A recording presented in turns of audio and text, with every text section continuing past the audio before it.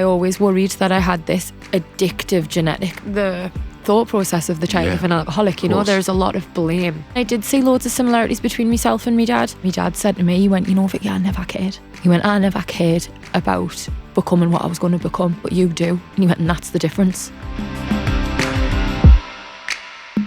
Vicky, how are you?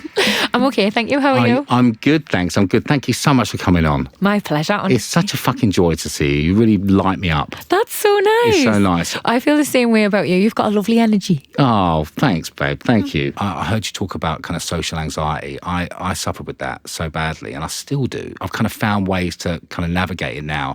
But my way to deal with it was drinking. Mine was as well. And like drinking and using for me was like, I called it like power in my pocket. Whatever I felt, like as soon as I was a bit pissed or a bit fucked, I'll be all right. I'll be all right. Yeah. When that's taken away, like how do we deal with those situations? Because I still struggle with them. I know. You know, I never want to be there. You know, and I never want to be anywhere. Yeah, I never want to be anywhere. People will say, "Oh, this is really good. You should go." I'm like, why? No one's going to give a fuck. And also, I hate being there. You know, so it's like, do you know how much I'm going to worry about going there? Exactly. Yeah. And I think because obviously sitting chatting to you now, you're so engaging and you look so relaxed and you're so lovely, people wouldn't assume you're feeling any type of way. And I'm the same because I give off like an air of being quite confident and cool under pressure and all those things. Like nobody would assume that I'm having a terrible time whenever I'm out the house. But the fact is I am. Like my legs are bouncing, I'm sweating behind the knees, like I'm thinking of a million different things that could go wrong in my head, and I'm already at home on my sofa, wrapped in blankets with my dogs again in my mind. That's where I want to be. And without alcohol to sort of, I suppose, mask those feelings. It doesn't ease your pain, it masks them. Like I've had to learn new ways to cope with it. Yeah. The healthier ways, definitely. What are those ways? Because I need them. Well, looking at you, like obviously I found like exercise to be sort of imperative in helping me become a more relaxed person because I'm wound like a spring. I really am. So I try to make sure like no matter how busy my day is, no matter how early I have to get up, I move my body. Yeah. Because otherwise I'm just an anxious little gremlin who hates everybody and everything. Yeah, I mean, I hear you, babe. I hear you. That's so part of my life, you know. And the thing is, I need it. No, do you know what I mean? I need it. And there's a part of me that feels a bit selfish about that at times. Things that I need in my life, right? And the kind of like, and Emma understands that. But I still feel guilty. Yeah. You know, I'm like, I need an hour to like breathe and chill and exercise and all these kind of weird things that I need to do. Actually, I need about 3 hours, if I'm honest. But I'll take an hour. But it's like you do need it. And I think when you're a dad or a mum and a partner and busy with work, like you do feel a sense of guilt for advocating for yourself. Yeah. But the thing is, like, you're not asking for like a night to go out and get smashed with your pals. Like, and if that's how someone relaxes, like, listen, there's no judgment from me. Yeah. But you're asking for an hour for your like sanity, for your mental health. Yeah. And like I struggle with that because I'm like everyone's got a million things going on and plates spinning in the air and everything. And the thought of taking that hour to go to Pilates or that hour to have the run or whatever, like you convince yourself you could be doing a million other things. Like you could be doing your emails, you could be doing your wardrobe, you could be walking the dogs, whatever it is. But none of those things will happen if you yourself get ill, if you yourself are struggling. You can't pour from an empty cup. So I always try and rationalise it that yes, I might be busy and yes, I might have a million people who need things from us, but unless I look after myself and the things I need, fucking no one gets anything. I love that. You can't pour from an empty cup. That's so good, because without those things, I'm not as good a father, I'm not as good a bandmate. Yeah. I'm not as good a husband. I'm not as good as all those things. Podcaster, whatever it is. Yeah. I need to kind of prioritise those things. I feel like we kind of watched the kind of country watched a real kind of change happen with you with I'm a Celebrity, you know, which like my family loved that show. I was on it in 2006. Like my kids weren't even born. I wasn't even married at that time, you know. But I've watched it every year, you know, because it's such a big part of our year. Did you feel like that was a real moment for you because people got to see you and not the perception of what they maybe had of you? I'm a huge fan of I'm a Celebrity. Yeah. I've watched it every year, your year included. Like, I just think it's a British institution of TV, and like I can't wait to be watching it with my children. And like it's a lovely thing, and it's always been a bucket list, like a dream for us to do something like that. And obviously when I was on Geordie Shore and God, public perception of us was just all-time low. Like I never thought something like that would be possible. But I left the show, and I think through just sheer persistence from the agents, I eventually had an interview. And I don't think any of the people from ITV were particularly expecting to like us. Yeah. Because there's this preconceived notion of who I was going to be based on what people had seen from us. Maybe they thought you were going to be the trouble. Yeah. You know, they thought, oh, let's put her in because she might be the fiery trouble She one. might and be they spicy. got someone fucking extraordinary. But I get it. There was this idea of what I was going to be. And, you know, within 24 hours, I was the favourite to win. Yeah. And it never changed. Like, it never wavered. People remained steadfast in their support, which means the world to us. But I was given this, like, golden opportunity to take part in one of the biggest shows on British television and change people's mind. Like, actually, I was given a second chance. Yeah. And, like, very few people actually get that, so I took it so seriously. I mean, people got a real chance to fall in love with you, and I think the whole country did. I got a second chance. Yeah. I've got to touch on the documentary because I loved it. Thank you. Thank you so much for doing that. It meant a lot to me, you know. And I'm getting a bit hairs on my arms and standing up. Since I did a doc, and the question that I got asked the most, thank you. The question I got asked the most was, well, afterwards on social media, the messages I get aren't from the addict. No, I know. They're not from the addict suffering. They're from the person who loves the addict, and they just want to know what to do and how to help. That's the hardest thing, you know, and that's why I made Emma. I kind of like was really strong with Emma about her being part of it, because I was like, this is a part that doesn't get talked about enough.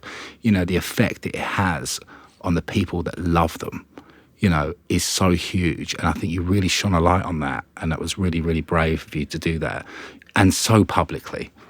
You know, I mean, it's... Don't do things by halves. Absolutely, which is fucking so brave and courageous to do that. How was that going into it?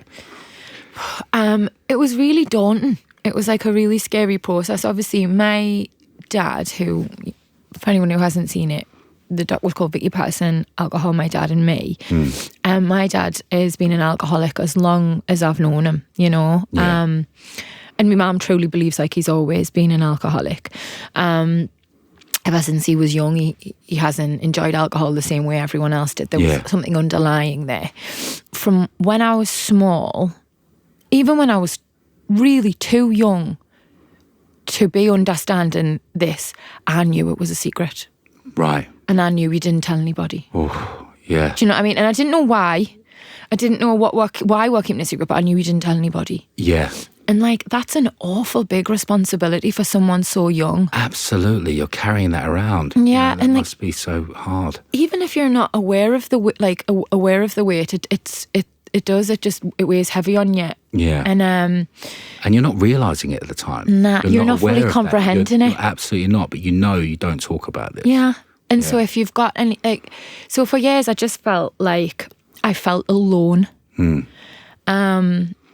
And like I say, for years we didn't talk about it and didn't speak. And my dad's had like loads of health problems related to his alcoholism. You know, he's had 2 heart attacks, a stroke, cirrhosis of the liver. Yeah. And it's been like an ongoing thing for him and our family, you know, his recovery and the peaks and troughs of that. Because anybody who, you know, has experience with alcoholism or any sort of addiction, they know that it's not linear. Absolutely. So I myself had quite a complicated relationship with alcohol. And the older I got, the more scared I became that there was this huge genetic element to it. Yeah. And almost like it didn't matter like how many green juices I drank or yoga retreats I went to or dry jans I did. Yeah. The inevitable was still going to happen and I was going to end up like me dad. And I sort of had loads of therapy and stuff, and I've got like a life coach. I spoke about it openly to the people I cared about, and I always felt better when I spoke about it, you know. Yeah. And I realised like there must be loads of other people out there keeping the secrets of their family members and even keeping their own secrets and feeling like because of a fear of judgment or a fear of like, God, like breaking the stigma or whatever, that they can't talk about it. And I became really I suppose, a bit passionate about the idea that I didn't want anyone to struggle with it alone, like I had for so long, like my family had. So we decided to make the documentary and hopefully help like the children and the family members of alcoholics realise, like, I suppose they're not alone, but also, you know, help people understand a little bit about addiction as well, because there's so much misinformation. Absolutely, yeah. But yeah, it was really hard. We tried to make it for a while and it didn't feel right, and we eventually found its home at Channel 4, which we were really proud of, what we made in the end, but it wasn't easy. What I found really interesting was, I say interesting and heartbreaking, was the fact that your mum had been able, from a perception-wise of a viewer, been able to kind of disassociate with it. You know, like it was something which was, she'd been able to move past that. But for a child, you know, they can't. No. You know, there's a love and there's a fucking connection there forever. You know, and you're always going to be going through that. How do you deal with that with your family setup? You know, like how is it talked about? I think, like, you know, if for the partner of somebody with addiction or whatever, like there is the opportunity to go. You know, like exactly like you say. You can leave. You can, you know, have a new life and have a new chapter. And listen, I'm not judging anybody. Like, I watched me mum try and save me dad for years. And I'm really happy she's got this like next chance to be happy in a different stage of her life. She absolutely deserves it. And, you know, March will never stop loving me dad. She'll like always have a very special place in her heart for me dad, but she just wanted something different and she deserved it. Absolutely. But he will always be my dad. He won't always be her husband. But he will always be my dad. I found that sort of, I find that like that dynamic very difficult. Yeah, I can imagine. Because, you know, a parent is meant to look after you, protect you, and that's what you're conditioned to believe. But for a lot of children, that's not the case. I became involved with a charity called NACOA, the National Association for the Children of Alcoholics, and I was shocked to like find out, you know, just because the whole nature of this disease, like the whole nature of addiction, is it like it becomes like you feel alone, like you don't tell anyone about it, it's secret, you're ashamed, like it makes you feel like secular, like no one else can help, but actually there's loads of people going through it. You know, and like when I started to be vocal, like you say, about me dad's addiction, my problems with substance abuse and stuff like that, it was shocking to me how many people reached out and said, like, I lost a parent, or I'm going through something similar, or, you know, I thank you so much for speaking up. It allowed me to address me dad's drinking habits or something, you know. So I feel like I'm so pleased we did what we did, because it's, I don't know, maybe it's allowing other people kind of to talk about their family problems as well. Just shining a light on something that does need more candour, more honesty, more open discourse. Because there is still this huge stigma surrounding alcoholism and addiction. Like people still walking around saying it's selfish, saying it's like a choice. Like it kills us when people say things like that, because I know if my dad would be anything else, he would be. It was really hard to watch at times because I, like, you were in a therapy session, and I could tell that all you wanted from him was ownership. You know, you just wanted ownership from him. And I was like, fucking give it to her, you know, and he couldn't, you know, and it was heartbreaking to watch, you know. You know, I get so many questions about, like, what do I do? How do I help? You know, and for me, as the addict, I can't answer those questions, you know. But what you were just saying, I see so many correlations between addiction and the children of addicts. You know, like that secrecy, that shame, that we don't talk about this, you know, that kind of thing. It so resonates with me, because I felt all those things, you know, like, and you know, I grew up in a lot of kind of alcohol and addiction around my family, you know, so there was a lot of that going on. When you were worried about what was going to happen to you, you know, I think the difference is that you were aware of it. You know, and that's really different, because people can be so unaware you know, and what was it that, you know, did you always have those worries? Yeah, like I always worried. I remember worrying from being sort of in me like late teens. And I can remember people saying things was like, oh yeah, your dad's daughter.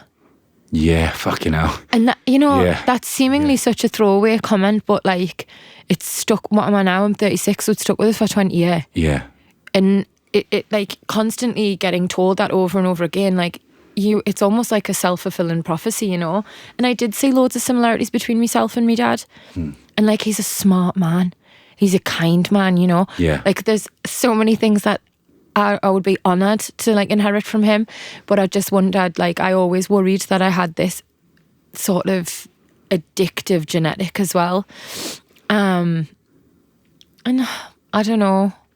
I think... Because you hear about that a lot, right? You Yeah. hear about like it's passed down, it's a family disease. I still think there's an element, you know. There's lots of science out there that's saying that there are genes that are different to other people that respond differently to alcohol, you know. But I think, you know, part of it is all kind of trauma, you know, like that's the kind of like the kind of underlying pin. Do you know what I mean? That like is like, and when we hold on to those things, we do something to soothe ourselves, you know. But I did hear, and I when I was watching it, I kept coming back to this saying that I heard very early on in recovery, which was, once you're a gherkin, you can never be a cucumber ever again. You know, I kept thinking that because I was like, you're not a gherkin, babe. Yeah. You're not a gherkin. You've caught this shit. And you're fucking aware of it. I mean, like, so it's a very unflattering say to say you're not a gherkin. But do you know what I mean? I kept thinking that because I was like, I'm a fucking gherkin. I pickled myself sideways. I can never be a cucumber again. And I just know I can never touch that again. You know, but there's this, and what I worry about in the kind of space that we live in, right, in social media, that there's all these messages coming out, you know, and people are instantly kind of put in these boxes, you know, and like go, oh, well, you're an alcoholic, you're an addict, you're this, you're that. Maybe, you know, like I meet people all the time, I'm like, you're dealing with some shit, right? And you're finding something that soothes your pain, you know, and maybe you're not aware of it, you know, but when you are aware of it, you can maybe do something about it before it gets too bad, you know. Yeah. And that's what I saw with you, was just this amazing awareness of kind of like, I act a certain way, why do I act that way? Be honest, when did you last properly check in with your health? A lot of us walk around assuming we're fine, right, without really knowing. And that uncertainty usually builds up in the background until a problem shows up. But on this show, we talk a lot about honesty and really facing what's going on, even when that's uncomfortable. And I think health can be the same. That's why I recently used Randox Health and their Everyman Health Assessment. It's designed to take all the guesswork out of your health, giving you clear insight into what's really going on inside your body. It looks at up to 150 different biomarkers. That's things like nutrition, hormones, heart, liver, and prostate health. They also offer a follow-up check 6 months later so you can track your results over time. There's no GP referrals needed, no long wait for appointments, just answers fast. You simply sign up online, visit one of their local clinics in the UK and Ireland, and your results come through to the Randox Health app within 2 hours of your sample reaching the lab. They also offer an Every Woman Health Assessment, so it can benefit all of us. If you want to stop the guessing and start taking control of your health, visit randoxhealth.com and save 20% on all health checks with the code OTM20. We've all been in a situation when travelling where you get off the plane, open up your phone to check messages or maps, and you have no signal, no data, nothing. So then you're queuing at the airport for an overpriced SIM card and potentially getting scammed. Or even worse, you're using data roaming while you're away and getting hit with a massive bill when you get home. We've all been there, me included. Well, not anymore, thanks to Saily. Saily is a new eSIM service app. What that means is when you land, it connects you straight to the local network, so you can get internet immediately in over 200 destinations. You just download the app, choose your plan, install the eSIM once, and you're ready to go. And it's affordable. Plus, you can earn Saily credits back to use for your next time. So if you're traveling soon, this is one less thing to worry about. Download Saily in the App Store or by scanning the QR code on screen and use code MEND at checkout to get 15% off your first purchase. All the details are in the episode description. If this episode rings true for you or someone you know, please do share it with them. It could be more than you think. Do you think that was a learned behaviour, or do you think it was something deeper? So, gosh, I mean, I feel like all these lovely conversations we have now about growth and healing and, and being a better person and like all of it, they just didn't have them back in my dad's day. Like you didn't sit around and talk about your feelings even as a woman. No. Like, I remember the first time I told my mum I was going to therapy, right? She talked at me for an hour about why it was ridiculous I needed someone to talk to and could just talk to her. Yeah. I was like, Carol, you've not let us get a fucking word in for an hour, mate. I need someone who's going to listen. Yeah. And that's me mum, who's like this wonderfully like progressive, kind woman. So, God, how must it have been for me dad and his pals? Absolutely. Like nobody was sitting around and going, because he lost his mum when he was young, and nobody was sitting around going, are you all right, John? Like, how was it? Like, do you think you're okay? Like, is your dad coping? Like, they weren't saying that. Do you know what they were doing? They went to the pub and they drank. Yeah. And that was their way of supporting their mate. Yeah. And like, I've got all these incredible, amazing, different things available to me that my dad just didn't have. Yeah.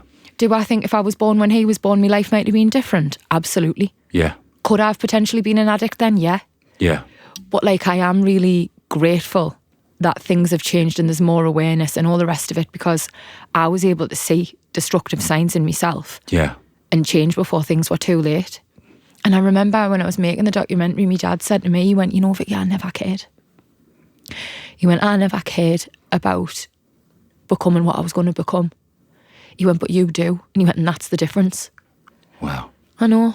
Yeah. So we do need to still be talking about it, to still be discussing the pitfalls, the signs, the moments that made with change, our coping mechanisms. Yeah. Because in hopes that someone else will see them, recognise things in themselves and do better and not have the same life that my dad had or their dads did or whatever, Yeah, absolutely, man. Absolutely. I think the more that we can talk about these things, the better, and I think, sorry. I hope you don't have to be sorry. I'm with you.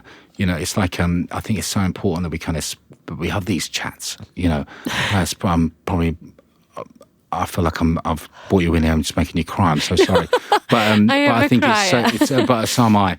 But it's so important to be able to talk about these things, because I think we, as a society, we hide from things and we uncomfortable stuff, and we build up shame about it. And shame, for me has been destructive. And I think I heard I had Bryony Gordon on the podcast, who's wonderful. And she told me that shame fades when you show it to the light. Oh. And I was, it hit me like a ton of bricks, and I was like, yes, that's exactly what it is. Yeah. And that's therapy lovely. isn't it lovely? It kind of does, right? It kind of like once you, and also you can own that narrative. You can kind of like, you can own it and you can go, right, okay, this is this. Yeah. And I'm not ashamed of it, and I'm not going to hide anymore. I'm kind of going to embrace it. Not embrace it, but I'm gonna own it and try and move forward with something. I think that's so important. I think like it's so beautiful. I've never heard that phrase before. Very insightful. But like when you do take something that's had like such a toxic hold over you for so long, and you do like turn it on its head, you challenge it, you address the reasons why, you like you say, you show it to the light. I think you take back your power. Yeah, don't you? Exactly what it is. And you take away its power over you and its hold over you.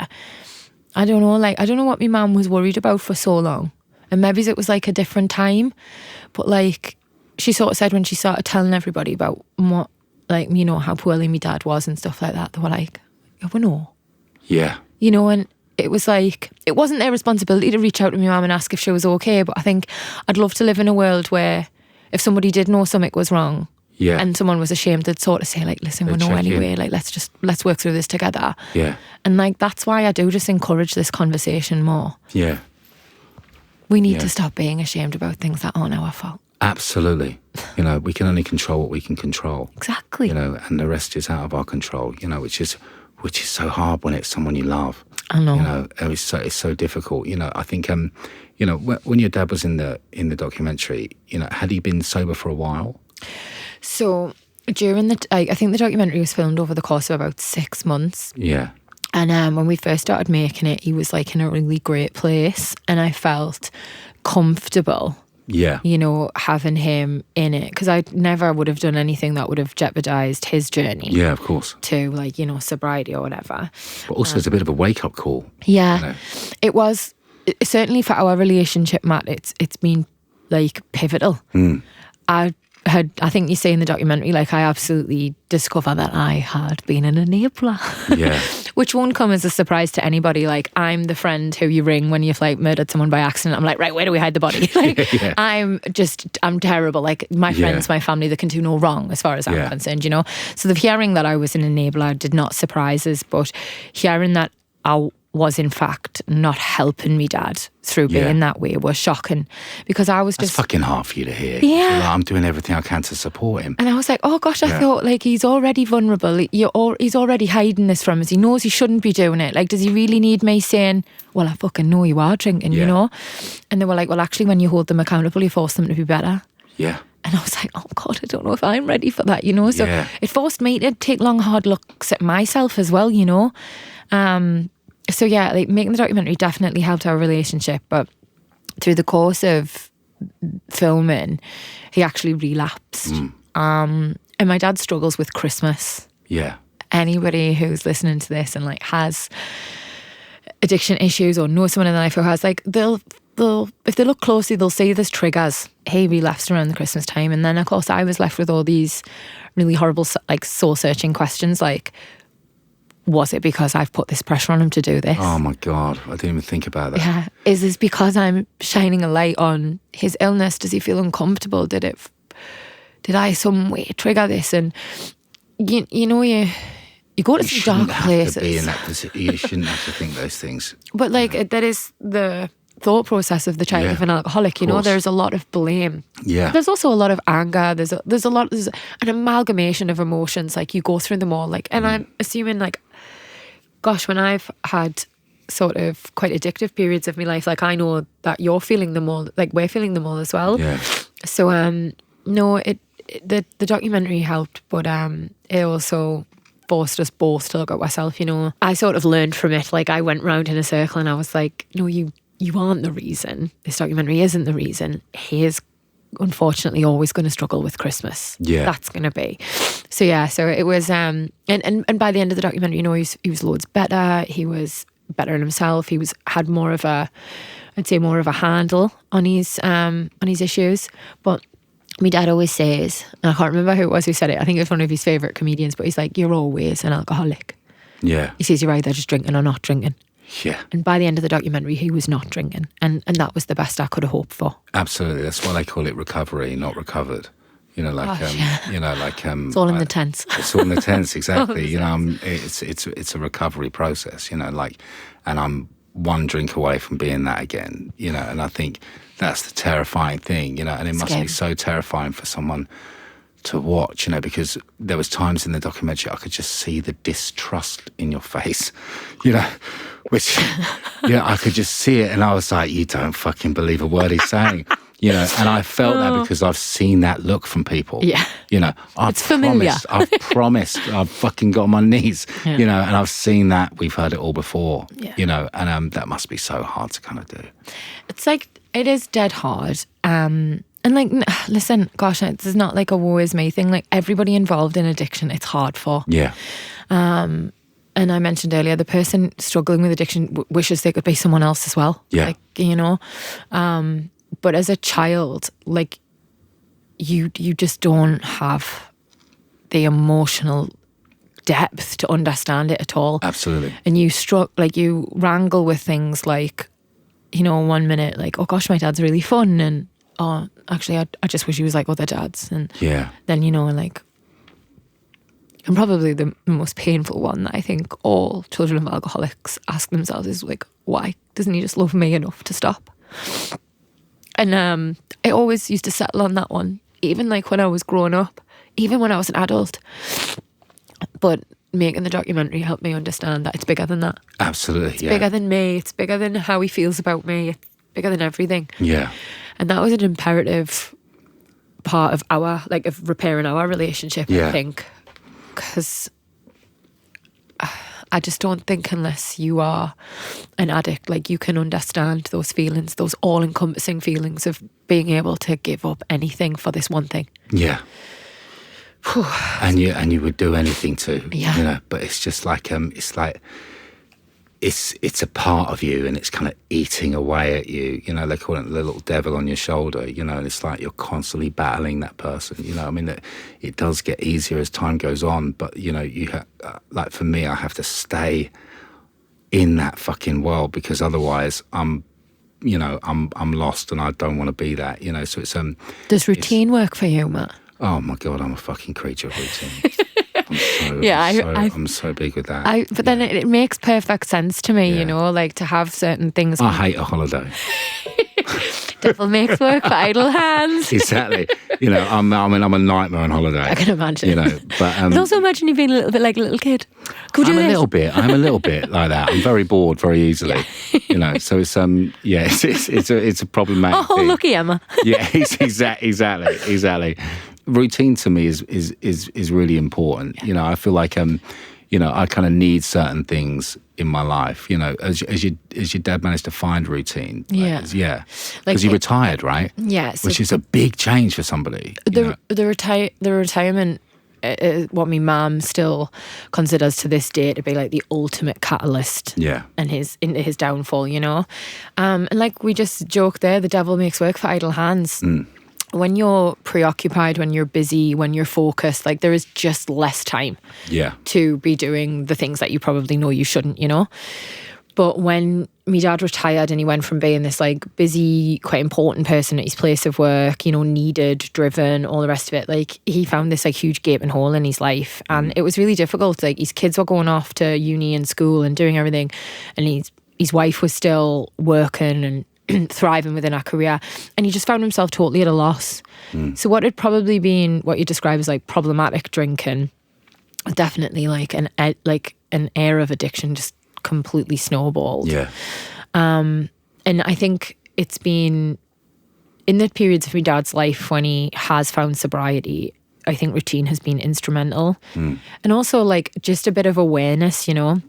So he likes certain shows he watches them at a certain time, like, and he'll, like, for the first time in years, or maybe it's the first time ever in my dad's life, he'll be like, we'll speak, and he'll be like, I'm not going to leave the house, I don't think, today, Vic. I'm just going to get cozy on the sofa, because I feel like if I was to leave the house, I don't know what I'd be capable of. Maybe it's going to the shop, going to the pub, whatever it is. And I'm like, that's fine, Dad, you don't have to go anywhere.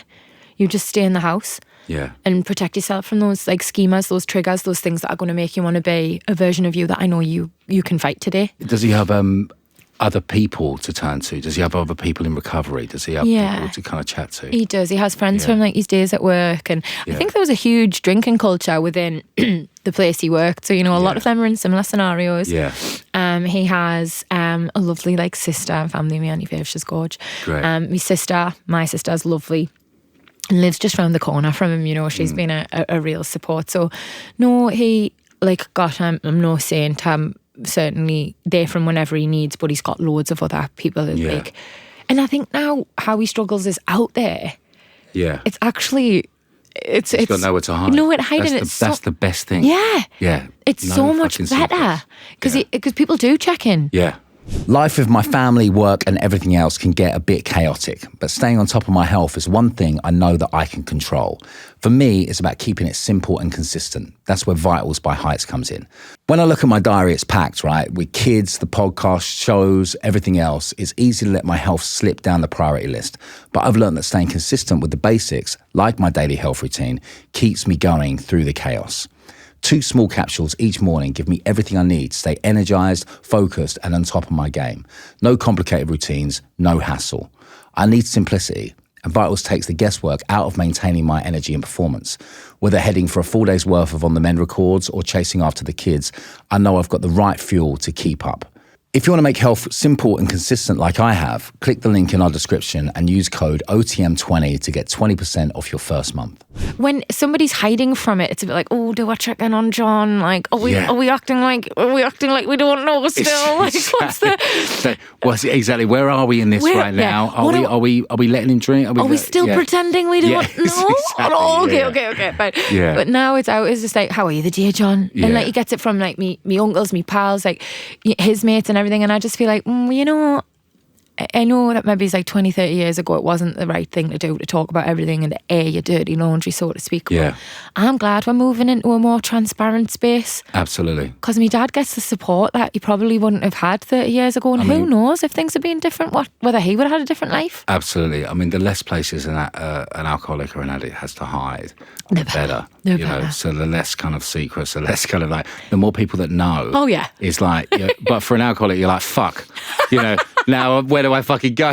You know, I can't do anything. Everyone knows. I'm really sorry. You know, There's no way for you to hide. Exactly. When Emma moved in with me, I was like, oh, fuck. You know, I was like, shit, you know, I'm fucked now.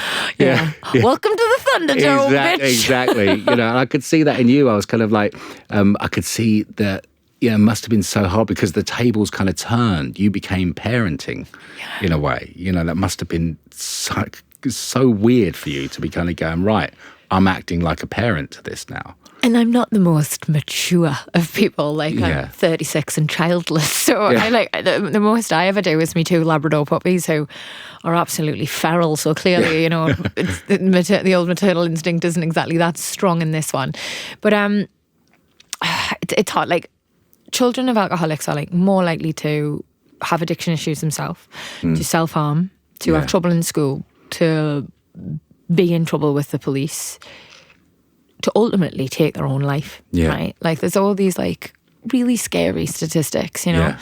Yeah. And they're all very fucking real. Very real and very true. And like, without adequate support from people like Nakoa and stuff like that, like, a lot of these things do actually happen. You know, but I was really lucky growing up. I had, no matter how much my dad struggled, I always had me mum. Yeah. And credit where credit's due to me mum, she is the toughest woman I've ever met in my life. You know, she's so resilient, so strong, but she hasn't allowed it to completely take away our compassion, our kindness. I loved your relationship. Like, just watching it, I was like, there's fucking so much love there. It's so nice to see. I'm in awe of Emma. Like, she's an inspiration to us, and like, partly because of everything she's had to shoulder over the years, and like how she hasn't allowed it to totally harden her. You know, she hasn't allowed it to make it hate me dad.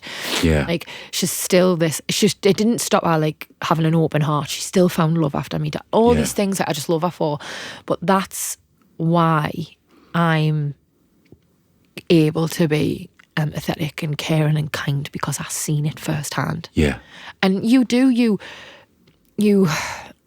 whatever love you observe, like, that's what you assume is love. Yeah. And I've assumed like that being selfless and kind and helping someone, that's love. Yeah. And giving your whole self to someone, that's probably not healthy, and there's definitely boundary issues. So with like what my mum did, but it was all she knew as well, and it was what I thought was right. And it's love. Yeah, you know, it you is. can't fucking tell someone to, it's fucking unconditional, you know, especially when you feel that way. So yeah, I think it never was a question for me about like how I would care about my dad, because I'd seen what you did firsthand through my mum. So these. God, these chats are heavy, aren't they? Do people feel tired when they leave? We go in. I feel trained. Yeah, I mean, to be honest, I was so pleased when you said you're going to come on, because, like I said, this is a question I get asked all the time. You know, the children of addicts. You know, like, sorry. And it's amazing. You know, like, and I. As an addict, feel guilty, you know. I'm like, I don't know what to do. Feel like no, you don't make me feel like that. You know, because I'm like, I don't know what to say, you know, because, you know, what advice do I give people, you know? So what would you say has been the best thing that's worked for you to kind of deal with this situation?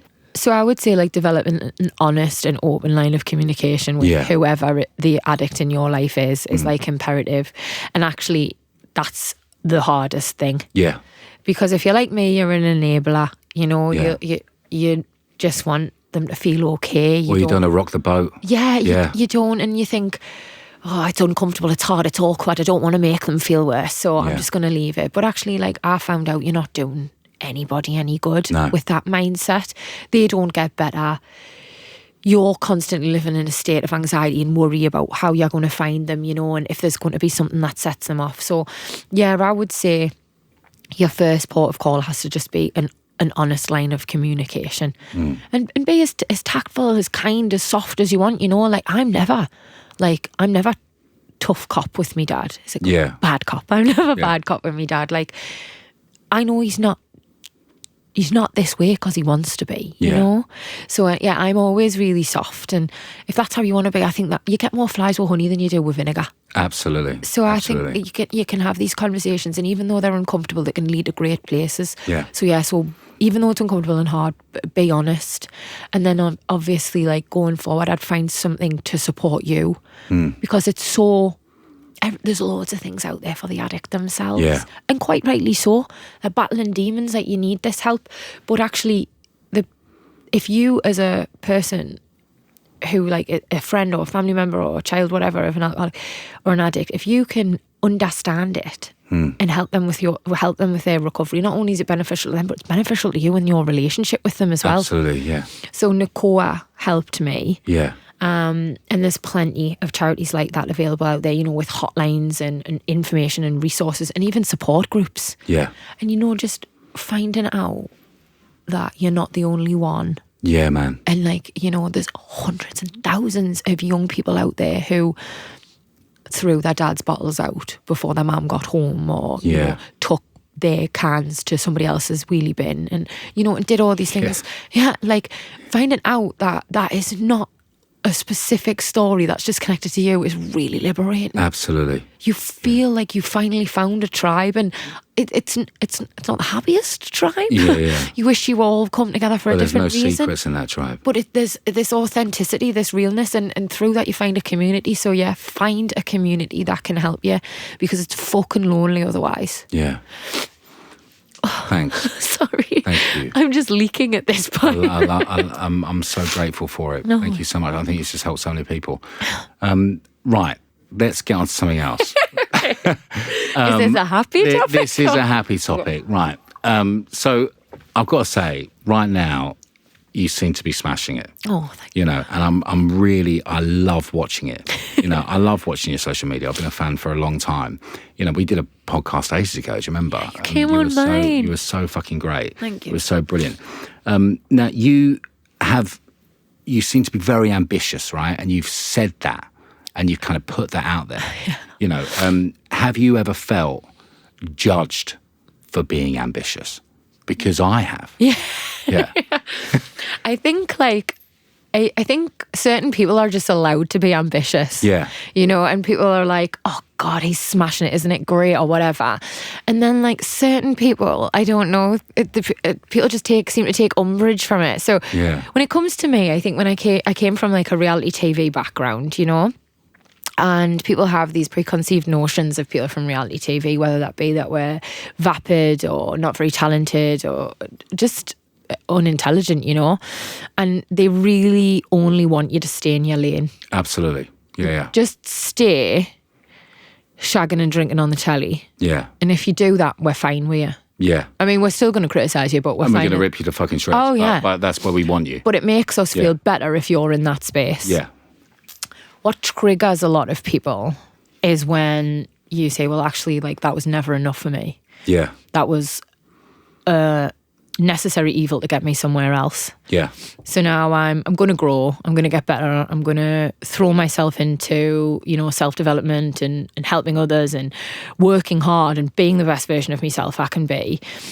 And people don't like that either, you know? Yeah. Because I suppose if you're still sitting in your mum's box room, Yeah. wanking into a sock, Yeah. and, like, you haven't moved on with your life for the last 30 years, seeing all the different things we've managed to achieve over that is going to irritate you. Yeah, man. So I think when I talk about, you know, the things I want to do, the things I want to achieve, or being ambitious, it irritates a certain type of person who isn't doing those things but wishes they could. Yeah. But I would like to believe the rest of the people who are, you know, in happy relationships and having a nice time and loving their job, and the people you, like, walk past in the street, I'd like to believe all them are happy for us. Absolutely. You know, I think that's the thing, isn't it? Like even with negative comments, you know, like I see that, I'm like, you know, I would never fucking write something like that. Because you're a nice, normal man. But I'm also kind of, like, quite secure and happy, you know, in a way. I can have my downtimes, you know, but I'm like, but even in my downtimes, I wouldn't write some horrible shit about someone. So I think it says more about the person than it does about you, you know, which is quite an interesting way to look at things, you know. It's a healthy way. It's a healthy way, you know, and it's also less fucking destructive for you. Oh, gosh, you know, of because course. there's been times, like, when I've looked through things and I found myself looking for a negative one. You know, I was like like a looking down. self-harm. It's a self-harm. Self-harm. It's like things can't be that good. Oh, there he is.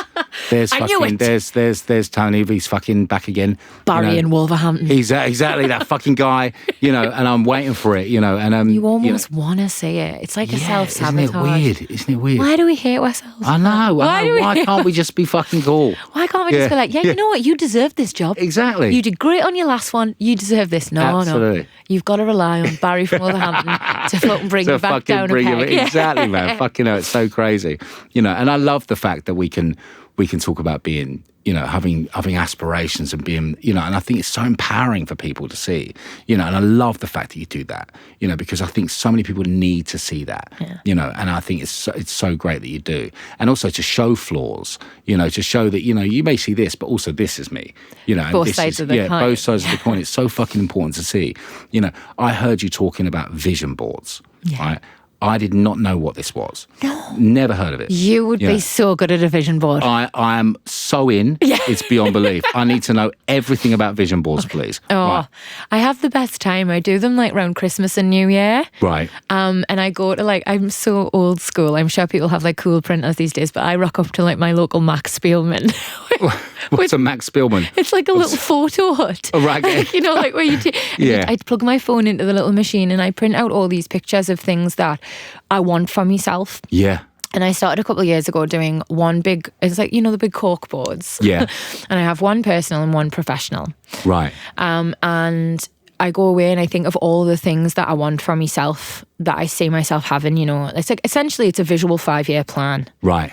And, you know, it can be anything, like whether it's having children or whether it's getting that dream home or whether it's having a healthy relationship or whether it's the promotion, like whatever it is for you, if you print that out, stick it on that board, put it somewhere you see it every day, that visual representation reminds me of what, like everybody, why they're working hard, why they're getting up early, like why they're trying to be better, or you know, why they're going to bed late, whatever it is.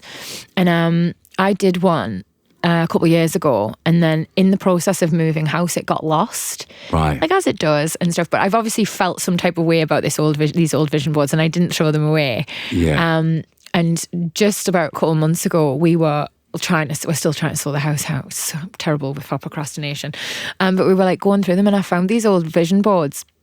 And like, honestly, I felt really emotional looking through them, mate. Because I had on my personal one, like there was a little dog that looked like so similar to my Milo. I've always wanted a puppy and I manifested my little dog. Fuck yeah. There's a house, there was travel, there was like a woman at the gym. Like I basically was trying to say I want like a healthy, happy life, you know. Yeah. And it's all sort of coming true. When I seen how far I'd come, I felt so emotional.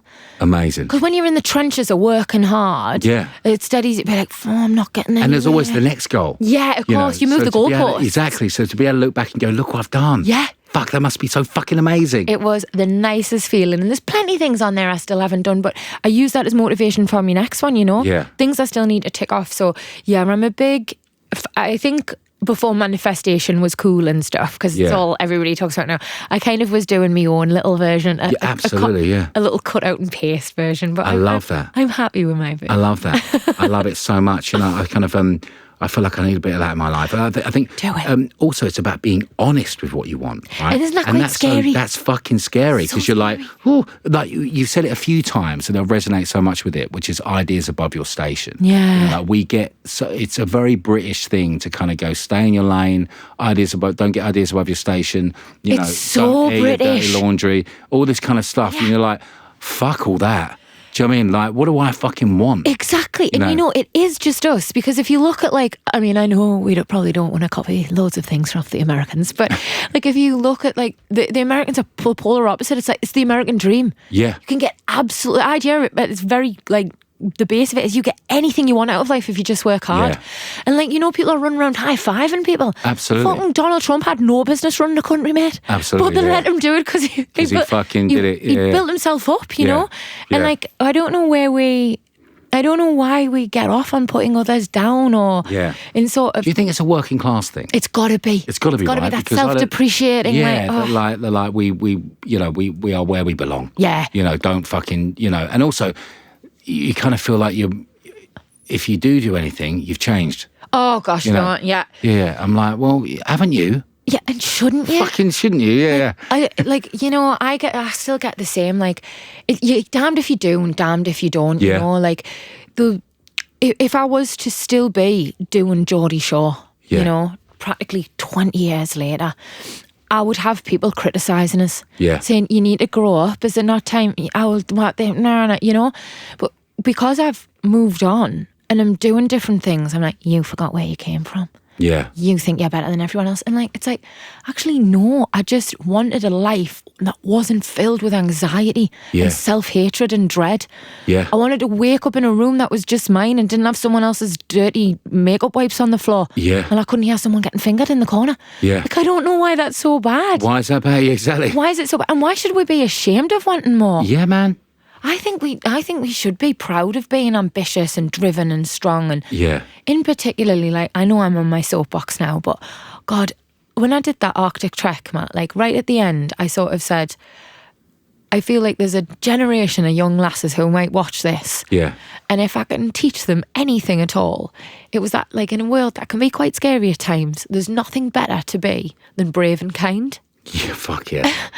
And like, isn't it so lovely to just think like, we're going to be responsible for raising that next generation of lovely kids, and I want them to know that they're capable of anything, and Absolutely. they don't have to like dim their sparkle to find a man or to be accepted at work. Like, they can be brave and loud and strong, and that can be celebrated too. Absolutely. And I feel like people need such little encouragement. You know, like really, like, but we're not giving it, you know, like, and it's like, we need to fucking encourage, you know, like, we need to go, do you know what, you can do this, you can fucking be whenever you want. It's because we're scared. It's because we're all conditioned to believe we're competing with each other. Yeah. So if you see someone else doing well or shining, you're like, oh, what about me? Yeah. Plenty still for you, babe. Yeah. Sunsets and flowers, they're both gorgeous, but they're nothing the same. Exactly, man. Exactly. Vicky, I think that is the perfect place to end. Oh, I'm so pleased I can't cry anymore. You are an absolute godsend, you know that? Oh, honestly, you are so perfect for this, man. I can't believe it's took you so long. Like, I mean, I love it. Yeah, I can see you're in your element. You know, I love having these chats, and thank you for being so open and honest. You've been amazing. It's my only setting. Love it, love it, love it. Never turn it down. Thank you, babe. Thank you very much.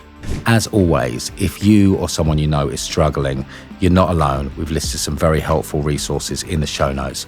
We'll see you next week. If you're still with us after that episode, you might as well follow the podcast. Hit follow. We'll see you next time.